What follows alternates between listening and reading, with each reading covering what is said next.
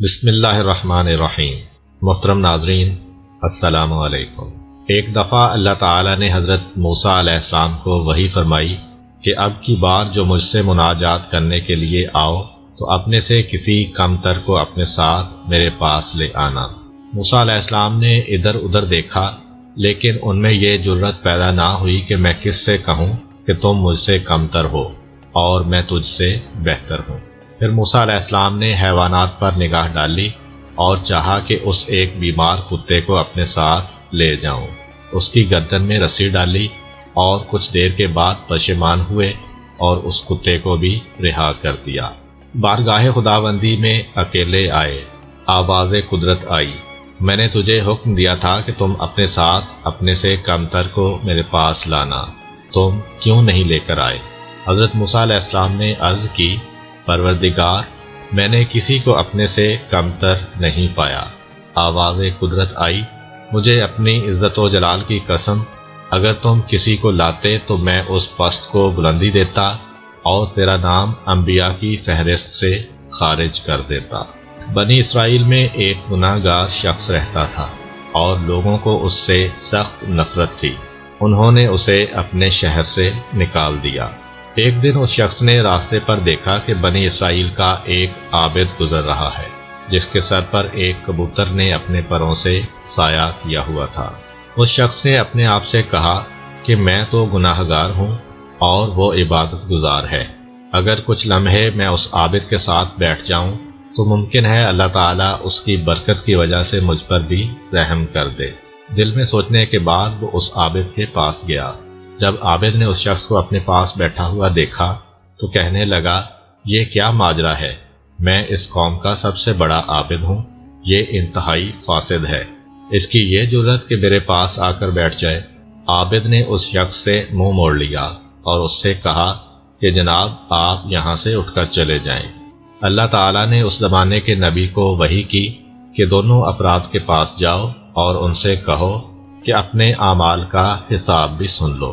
اللہ فرما رہا ہے کہ میں نے اس گناہ گار کے تمام گناہ معاف کر دیے ہیں اور میں نے اس عابد کی تمام نیکیاں تکبر کی وجہ سے ختم کر دی ہیں۔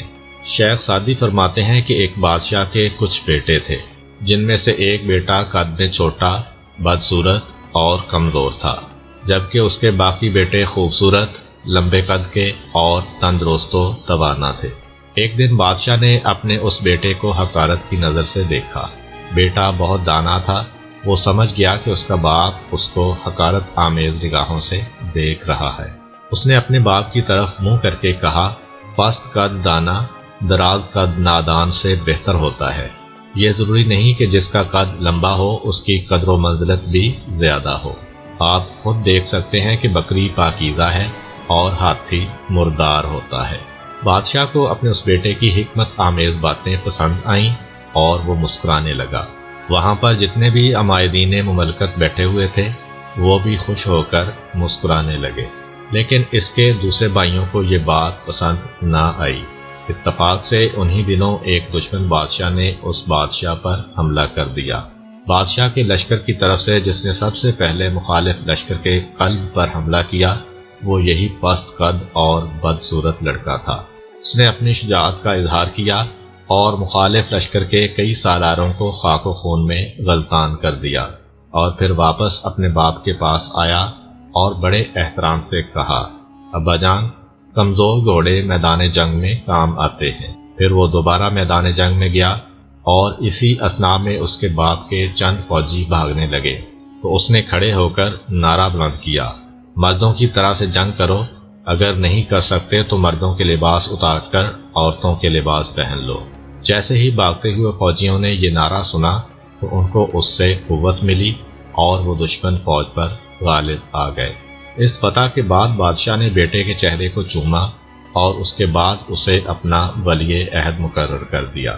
اس کے بھائی اس سے حسد کرنے لگے اور ایک دن اس کے بھائیوں نے اس کے کھانے میں زہر ملا دی تاکہ وہ کھا کر مر جائے، لیکن وہ جب زہر ملا رہے تھے تو اس کی ایک بہن دریچے کے ساتھ کھڑی دیکھ رہی تھی۔ جب اس پست قد اور بدصورت لڑکے کے سامنے کھانا رکھا گیا تو اس کی بہن زور زور سے دروازے کو ہلا رہی تھی۔ وہ سمجھ گیا اور اس نے وہ زہر آلود کھانا نہ کھایا۔ جب اس واقعہ کی اطلاع بادشاہ کو ملی تو اس نے اپنے دوسرے بیٹوں کو اپنے ملک کے دور دراز حصوں میں بھیج دیا۔ امید کرتا ہوں کہ آپ کو آج کی ویڈیو اچھی لگی ہوگی۔ اگر آپ کو ہماری ویڈیو اچھی لگی ہے تو ویڈیو کو لائک کریں اور اس طرح کی مزید ویڈیوز دیکھنے کے لیے ہمارا چینل سبسکرائب کر لیں۔ ملتے ہیں نیکسٹ ویڈیو میں، اجازت دیجیے، اللہ حافظ۔